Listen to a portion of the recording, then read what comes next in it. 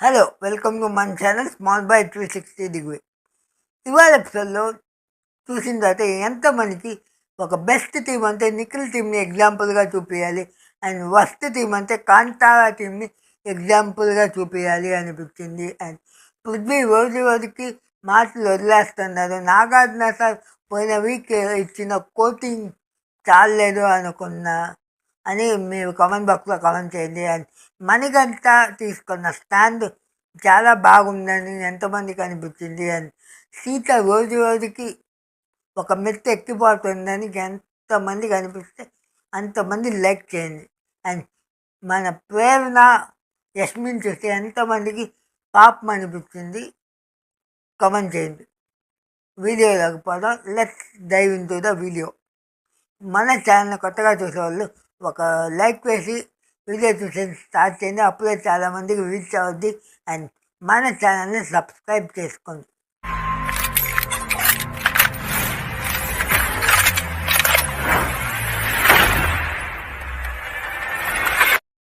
Episode స్టార్టింగ్లోనే నిఖిల్కి red colour గుడ్డ దొరికింది.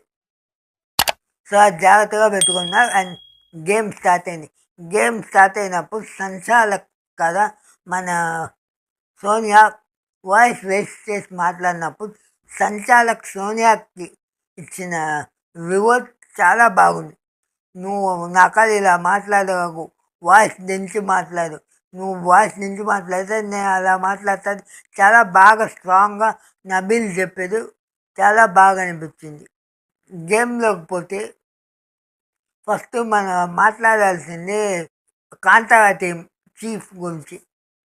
అభయ్ ఈ మొత్తం ఎపిసోడ్లోనే ఒక వస్ట్ ప్లే అంటే అభయ్దే అని చెప్పాలి.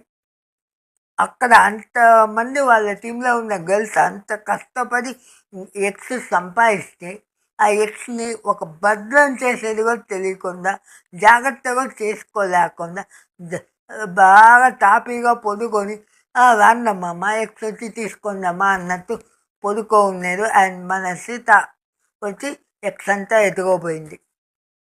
సో అక్కడ మన మణికంఠ చాలా కరెక్ట్ స్టాండ్ తీసుకున్నారు.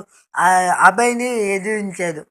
మేము ఇంత కష్టపడి ఎక్స్ ఇక్కడ తీసుకొని సంపాదిస్తుంటే నువ్వు అది ఒక సేఫ్గా చేయలేవా అని క్యాప్టెన్ని చీఫ్ని అడిగేదు.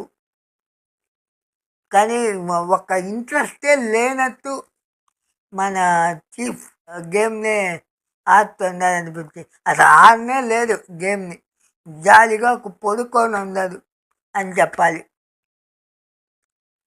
ఒక అట్లీస్ట్ ఒక చెయ్యి పెట్టి ఆ పని వల్ల వాళ్ళు ఎత్తుకోపోతుంటే వచ్చి ఎత్తుకోపోయిందమ్మా వచ్చి ఎత్తుకోపోయింది అన్నట్టు మన అభయ్ ప్రవర్తన ఉంది.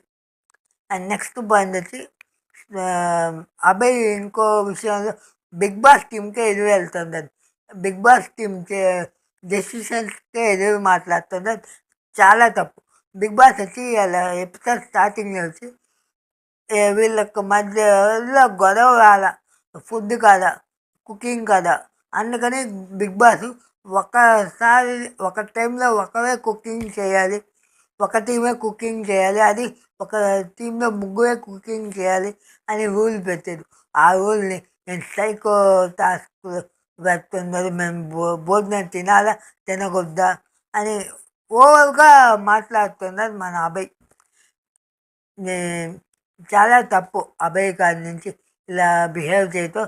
అండ్ బిగ్ బాస్ కాడి నుంచి ఖచ్చితంగా గట్టిగానే దీనికి బిగ్ బాస్ కాడి నుంచి అభయ్కి వస్తుంది అనిపిస్తుంది రేపు ఎపిసోడ్లో.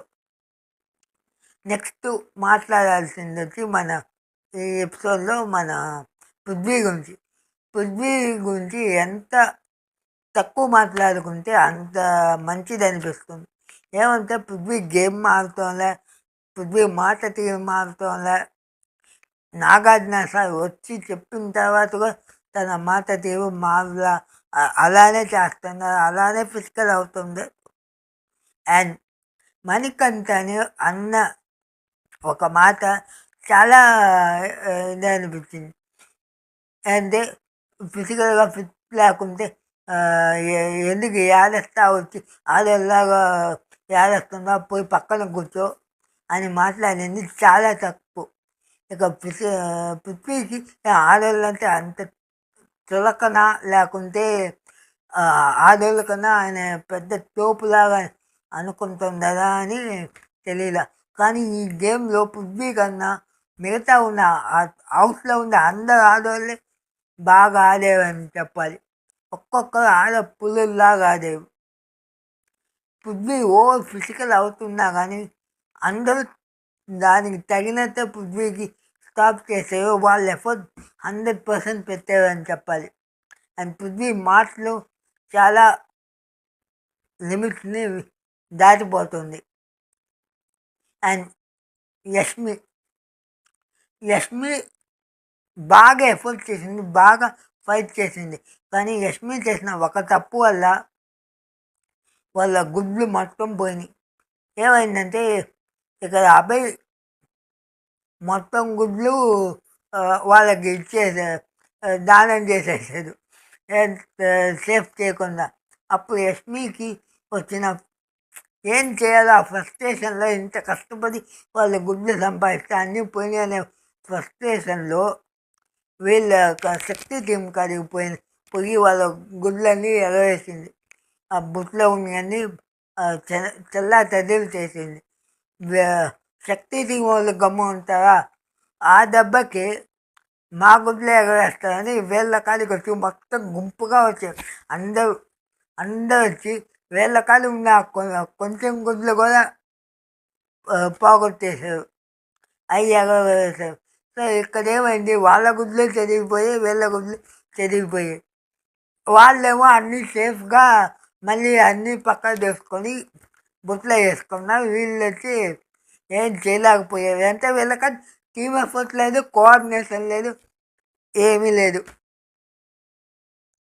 అండ్ ఈ ఈ గేమ్లో ఎపిసోడ్లో అభయ్ గెలిచిన ఒక టాస్క్ వాళ్ళకు కొంచెం ఇదే అనిపించింది. బ్యాలెన్సింగ్ టాస్క్ 90x గెలిచాడు. ఆ 90x తానే పోగొట్టుకున్నాడు. అభయ్ని చీఫ్గా ఫెయిల్ అయ్యాడు, టీమ్ మెంబర్స్ని కోఆర్డినేషన్ చేసే దాంట్లో ఫెయిల్ అయ్యాడు, మొత్తం వాళ్ళ టీమే ఫెయిల్ అయింది. అండ్ మధ్యలో విష్ణుప్రియకి ప్రేరణకి ఒక ఫైట్ జరిగింది. ఇద్దరు ఎక్కడ తగ్గనేలే. ఒక మెట్టు ఎక్కువ అయ్యి మన ప్రేరణ వచ్చి విష్ణుప్రియని క్యారెక్టర్ లెస్ అంది. దానికి విష్ణుప్రియ ఎక్కడ తగ్గకుండా ఇవే పెద్ద ప్రతివేతలాగా మాట్లాడుతుందని ఇవంటుంది. మాటల యుద్ధాలే జరుగుతుంది ఆడవాళ్ళకి ఈ ఎపిసోడ్లో. సో బిగ్ బాస్ ఖచ్చితంగా దీని గురించి మాట్లాడాలి. ఒక్కరు కూడా నోట్ని అదుపులో పెట్టుకునేదే లేదు. కానీ అదేలాగా గేమ్ ఆడుతుంది. గేమ్ ఆడినంత మాత్రాన కొంచెం అది ప్రేరణ కాడి నుంచి నేను ఇది ఎక్స్పెక్ట్ చేయలే. అండ్ నబిల్ వచ్చి చాలా బాగా సంచాలక చేసాడు, చాలా బాగా బ్యాలెన్స్ చేసాడు. మన సోనియా మేడం ఎంత నబిల్ని వెచ్చగొట్టినా కానీ ఓవర్ ఇది అవ్వకుండా చాలా బాగా సంచాలక చేసేది. సోనియా బాబా 100 సార్లు ఫేవర్ చేస్తుందో చూపిస్తుందో అనిపించింది. కానీ ఎక్కడ నబిల్ ఫేవర్ చేసి చూపిలా. అండ్ మణికంఠ ఎంత గేమ్ ఎక్కువ ఆడుతున్నారో ఆ సింపతి యాంగిల్ని అంతే ఎక్కువగా వాడుతున్నారు. అది తగ్గిస్తే మణికంఠవు చాలా బాగా ముందుకు ప్రొసీడ్ అయ్యే ఛాన్సెస్ ఉంది.